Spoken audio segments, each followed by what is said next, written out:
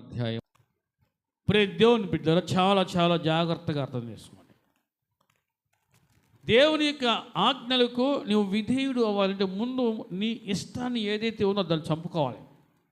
నీ ఇష్టాన్ని చంపుకోవాలి. నీకు నచ్చింది చేస్తే నీ జీవితంలో నువ్వు అద్భుతం చూడగాని దేవునికి నచ్చింది నువ్వు చేస్తే ఖచ్చితంగా నీవు నీ జీవితంలో అద్భుతాన్ని చూస్తావు, పొందుకొందువుగాక.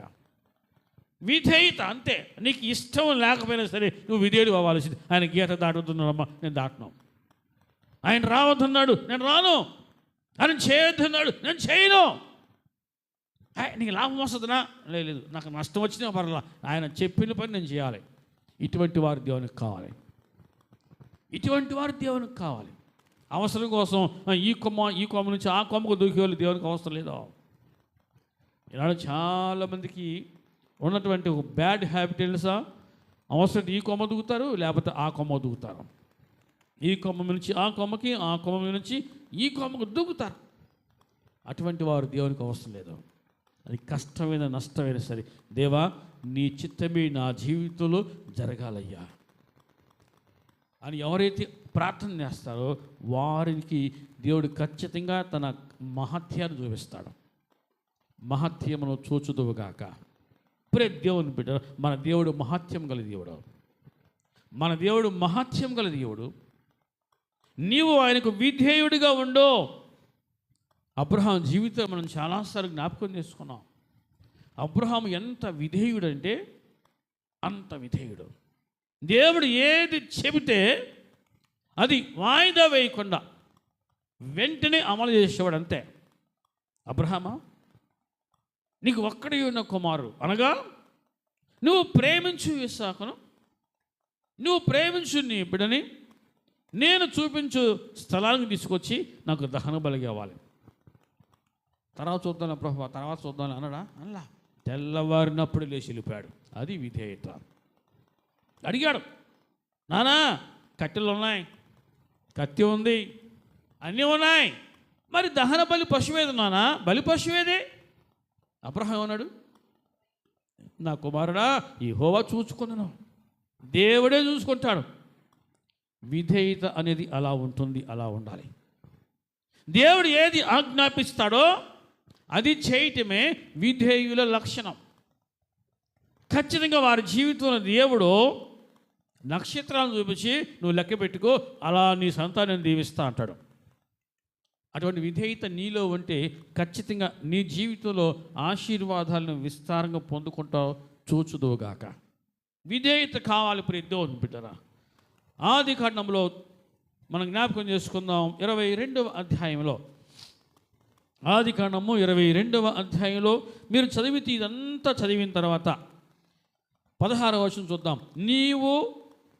నీకు ఒక్కడే ఉన్న నీ కుమారుని వెనుక తీయక ఈ కార్యము చేసినందున నేను నిన్ను ఆశీర్వదించి ఆకాశ నక్షత్రముల వలెను సముద్ర తీరమందలి ఇసుక వలెను నీ సంతానమును నిశ్చయముగా విస్తరింపచేసేదను. నీ సంతతి వారు తమ శత్రువుల గవిని స్వాధీనపరచుకుందరు. మరియు నీవు నా మాట వినినందున భూలోకములోని జనములన్నీ నీ సంతానము వలన ఆశీర్వదించబడును. నా తోడని ప్రమాణం చేసి ఉందని యెహోవా సెలవిచ్చాను.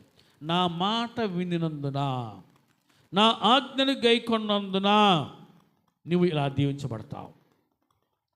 ఈరోజు అటువంటి వారు కావాలని దేవుడు కోరుకుంటున్నాడు. ప్రేమ దేవుని బిడ్డరా, విని అలా వెళ్ళిపోయేవాళ్ళు కాదు, కానీ విని గైకొనేవారు కావాలి దేవునికి. అటువంటి వారికి ఆయన ఇచ్చిన వాగ్దానము, నిన్ను స్వస్థపరచు యెహోవాను నేనే. నేను నీకు తోడుగా ఉన్నా. దేవునికి ప్రియ దేవుని బిడ్డరా, అంత వేడిని చల్లగా మార్చడం ఎంత ఈజీనో మీరు చూశారు కదా. అంత వేడిగా ఉన్న వాతావరణం అంత చల్లగా మార్చేశాడు. ఎంత కష్టమైన దేవునికి చాలా ఈజీ. ఏదైనా ఆయన చేయగలడు. ప్రియ దేవుని బిడ్డరా, ఏదైనా చేయగలడు. అద్భుతాలు చేసే దేవుడు, మహత్కార్యం చేసే దేవుడు ఆయన.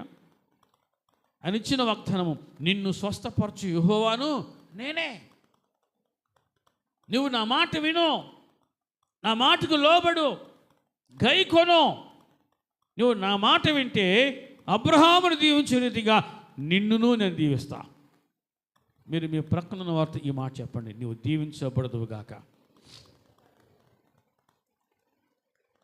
ప్రియ దేవుని బిడ్డలారా, దేవుడు నమ్మదగినవాడు. ఆయన మాట వినేవాళ్ళు కావాలి అని కోరుకుంటున్నాడు. నీవు నా మాట విన్నందున అబ్రహాంకి ఇచ్చిన వాగ్దానం అది. ఈరోజు నీవు కూడా ఆయన మాట వింటే ఏదైనా సరే ఆయన ఇలా తిప్పివేయగలడంతే, ఇలా తిప్పివేయగలడు. వేడిని చల్లగా మార్చగలిగినవాడు ఆయన. ప్రియ దేవుని బిడ్డలారా, నీ జీవితంలో కూడా ఆ విధంగా మలుపు తిప్పునుగాక. మలుపు తిప్పేవాడు ఆయన ఉన్నాడు.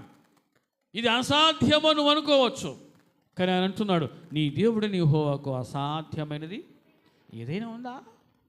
నీ దేవుడిని యెహోవాకు అసాధ్యమైన ఏదైనా ఉన్నదా? ప్రియ దేవుని బిడ్డరా, ఆయనకు అసాధ్యమైన ఏది లేదు. నువ్వు కాస్తంత ప్రయత్నం చేయి. ఏంటిది? ఆయన మాటను గైకొను, విను. నా ఆజ్ఞలకు నువ్వు విధేయుడు అయితే, నా ఆజ్ఞలు గైకొంటే నిన్ను స్వస్థపరచువాడు నేనే అంటున్నాడు. ప్రియ దేవుని బిడ్డరా, ఆయన అదే కోరుకున్నాడు. నిత్యోపదేశకాండంలో 10వ అధ్యాయంలో, నిత్యోపదేశకాండం 10వ అధ్యాయంలో ప్రియ దేవుని బిడ్డరా, ఇక్కడ ఒక చక్కటి మాట మనం చూస్తున్నాం. 12 చదువుకుందాం. కాబట్టి ఇశ్రాయేలు, నీ దేవుడిని యెహోవాకు భయపడి ఆయన మార్గములన్నిటిలో నడుచుచు ఆయనను ప్రేమించి నీ దేవుడిని యెహోవాను నీ పూర్ణ మనస్సుతోను పూర్ణాత్మతోను సేవించి నీ మేలు కొరకు నేడు నేను నీకు ఆజ్ఞాపించు యెహోవా ఆజ్ఞలను కట్టడలను అనుసరించి నడుచుకొందును అను మాట కాక నీ దేవుడిని యెహోవా నిన్ను మరి ఏమి అడుగుచున్నాడు? నీ మేలు కొరకు నేడు నేను నీకు ఆజ్ఞాపించు ఆజ్ఞలను గైకొను.